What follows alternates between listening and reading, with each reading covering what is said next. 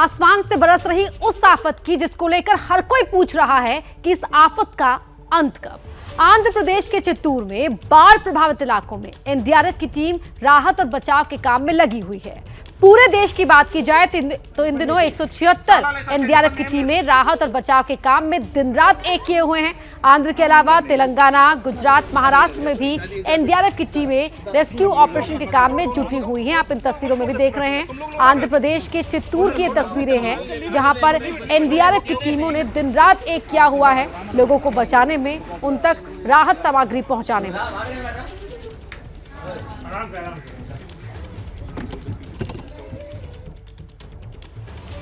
तो आंध्र प्रदेश में किस तरह बारिश के चलते बाढ़ के हालात बने हुए हैं वो हम आपको बता रहे हैं। यहाँ एलुरु की बात करें तो जलभराव से काफी इलाकों का संपर्क ही कट गया है। बाढ़ में फंसे लोगों को बचाने के लिए नेवी की टीम अभी भी ऑपरेशन चला रही है। नेवी के जरिए बाढ़ में फंसे लोगों को निकाला तो जा ही रहा है, साथ ही लोगों तक खाने पीने का सामान भी पहुंचाया जा रहा है।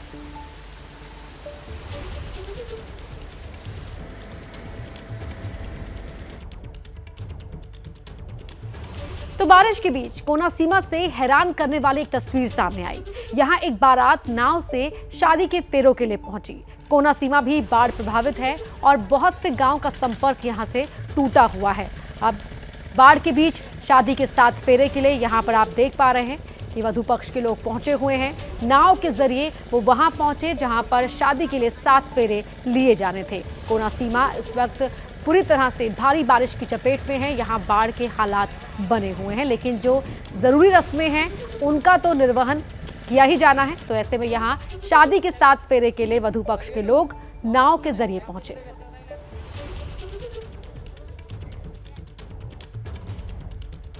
तो आंध्र प्रदेश के सीएम वाईएस जगनमोहन रेड्डी कोनासीमा का हवाई सर्वेक्षण उन्होंने किया और बाढ़ की स्थिति की समीक्षा की। तो आफत का अंत कब होगा और हालात कितने गंभीर बने हुए हैं, इसको लेकर यहां जगनमोहन रेड्डी ने हवाई सर्वे किया, जाना कि कौन कौन से ऐसे इलाके हैं, ऐसे क्षेत्र हैं जो ज़्यादा पीड़ित हैं, बाढ़ से प्रभावित हैं, जहां पर ज़्यादा संख्या में लोगों तक मदद पहुंचाने की ज़रूरत है। हवाई सर्वे के दौरान की तस्वीरें आपके टीवी स्क्रीन पर है और किस कदर यहाँ बुरा हाल बना हुआ है वो ये तस्वीरें बता रही हैं कि चारों तरफ सिर्फ पानी ही पानी नज़र आ रहा है। और ऐसे में न सिर्फ बारिश का पानी लोगों के खेतों को तबाह कर चुका है, उनके घरों के अंदर घुस चुका है, जो रोज़मर्रा के काम है वो ठप हो चुके हैं और उन तक राहत कैसे पहुंचाई जा रही है, रेस्क्यू ऑपरेशन किस तरह से हो रहा है, कौन कौन से क्षेत्र ज़्यादा प्रभावित हैं, कहां कहां किन लोगों तक मदद पहुंचाई जानी है, इन तमाम चीज़ों का यहां पर हवाई सर्वेक्षण करते हुए आप जगनमोहन रेड्डी को इन तस्वीरों में देख पा रहे होंगे।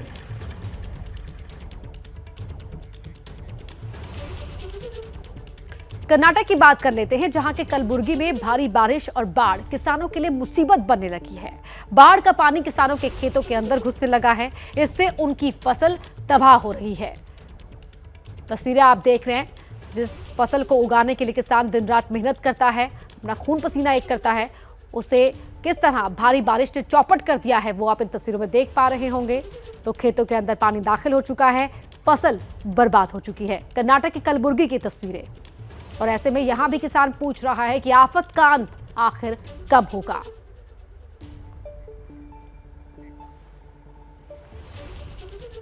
बात तेलंगाना की भी कर लेते हैं, जहां बारिश थोड़ी कम तो हुई है बाकी राज्यों के मुकाबले, लेकिन इस बारिश की बर्बादी से उभरने में लोगों को लंबा वक्त लगेगा। शहर में किराना की दुकानें, खाद की दुकानें, जूते की दुकानें, मोटर वाइंडिंग की दुकानें, बिजली की दुकानें, बाइक शोरूम हो या कपड़े की दुकानें, हर दुकान पूरी तरह तहस नहस हो चुकी है।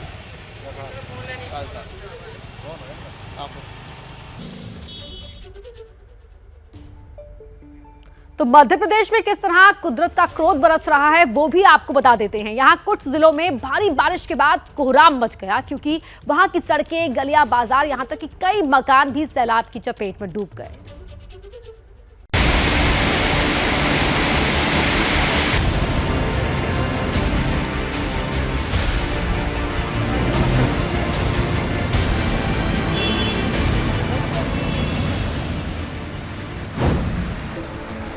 मध्य प्रदेश के इन शहरों पर ऐसी आसमानी आफत बरसी कि वहां के लोगों की जिंदगी पटरी से उतर गई। कहीं जिंदगी बचाने की जंग शुरू हुई तो कहीं मंजिल पर पहुंचने की बेबसी नजर आई। अब देखिए छिंदवाड़ा जिले के अमरवाड़ा इलाके से आई इन तस्वीरों को। ऐसा लग रहा है कि जिंदगी और मौत के बीच जंग जारी है। एक लड़का पानी के तेज बहाव के बीच बुरी तरह फंस चुका है।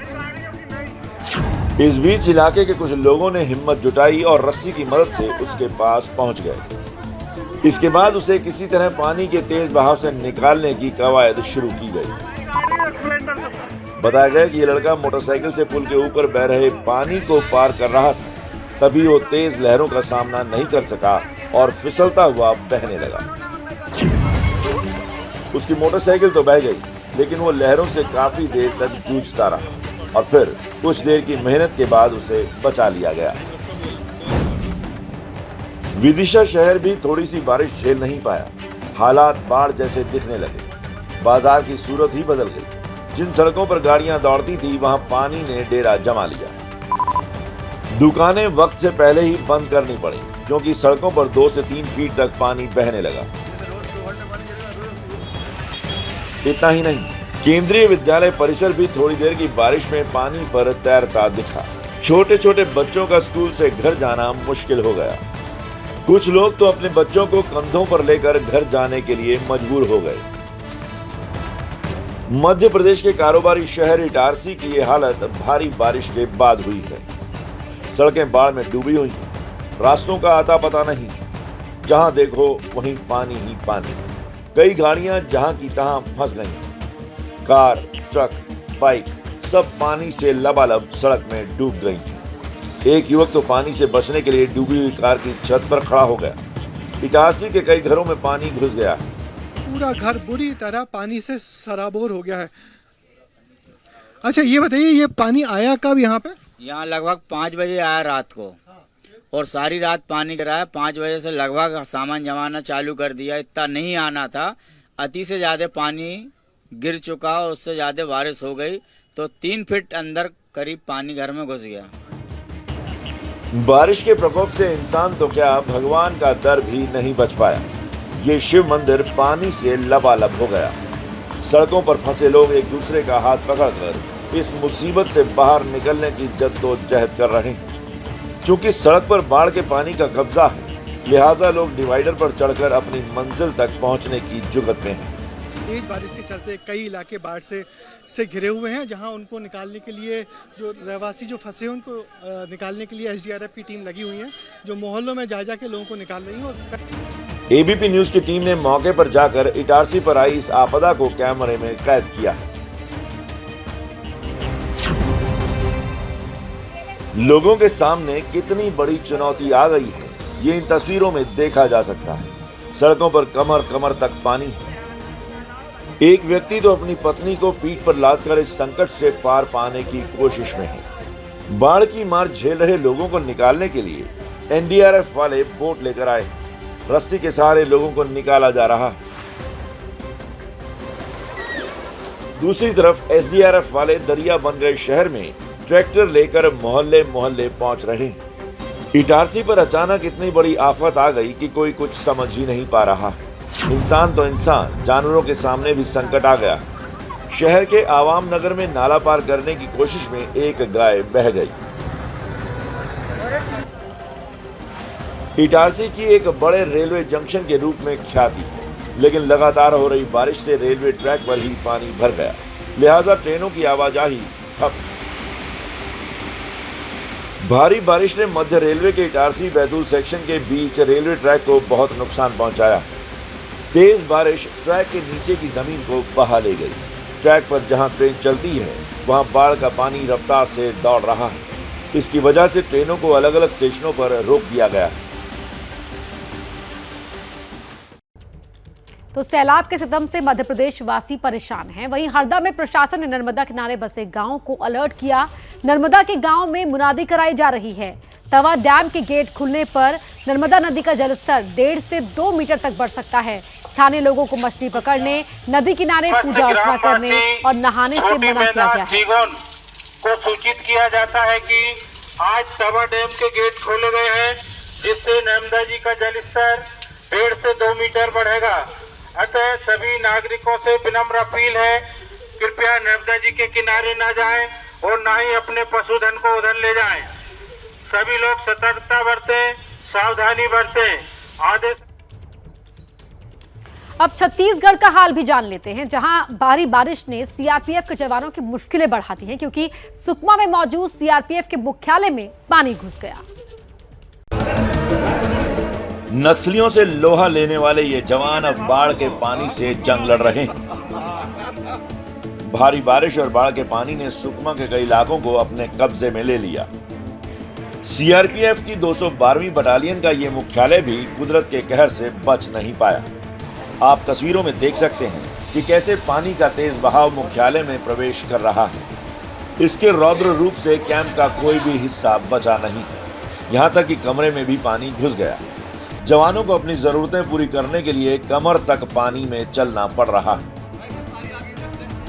अब इस तस्वीर को देखिए, बॉक्स में बंद जरूरी सामान को कैसे ढोया जा रहा है। टिन के बने 2 ड्रमों को जोड़कर नाव की शक्ल दी गई। उसके बाद उस पर सामान को रखकर ठिकाने लगाया गया। यही नहीं, नेशनल हाईवे 30 पर भी गाड़ियों की आवाजाही पिछले 6 दिनों से बंद है और कोंटा नगर का सभी इलाकों से संपर्क कट गया है।